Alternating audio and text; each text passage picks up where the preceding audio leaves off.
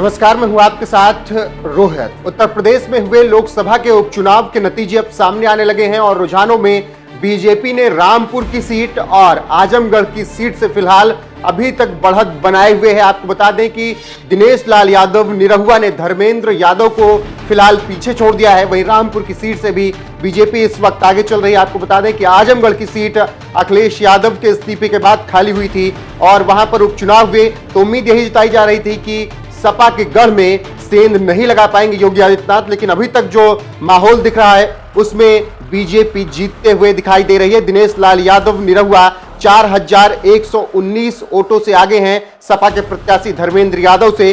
तो आजमगढ़ में बीजेपी सेंधमारी करते हुए दिखाई दे रही है। वहीं रामपुर में बीजेपी के उम्मीदवार घनश्याम लोधी 6872 वोटों से आगे हैं सपा के उम्मीदवार से। सीधी लड़ाई थी सपा और बीजेपी की दोनों सीटों पर और दोनों सीटों पर फिलहाल अभी बीजेपी आगे दिख रही है। दिनेश लाल यादव आजमगढ़ में कमाल करते हुए दिखाई दे रहे हैं, जबकि आजम के क्षेत्र रामपुर में वहां पर घनश्याम लोधी बीजेपी की तरफ से अपना परचम लहराते हुए दिख रहे हैं। फिलहाल अभी तक जो दोपहर तक काउंटिंग हुई है उसके आधार पर दिनेश लाल यादव ने जिस तरीके से 4119 वोटों से बढ़त बनाई है उससे अब आसार यही लग रहे हैं कि बीजेपी यहां पर जीत दर्ज कर सकती है, जबकि 6872 वोटों से घनश्याम लोधी रामपुर की सीट से आगे चल रहे हैं। वहां पर भी लग रहा है कि बीजेपी जीत दर्ज कर सकती है। आपको बता दें कि रामपुर की सीट आजम खान के इस्तीफे के बाद खाली हुई थी। आजम खान ने प्राथमिकता दी थी विधानसभा चुनाव जीतने के बाद उत्तर प्रदेश में रहने को लेकर और अखिलेश यादव ने भी यही फैसला किया था और नेता प्रतिपक्ष बनने के लिए उन्होंने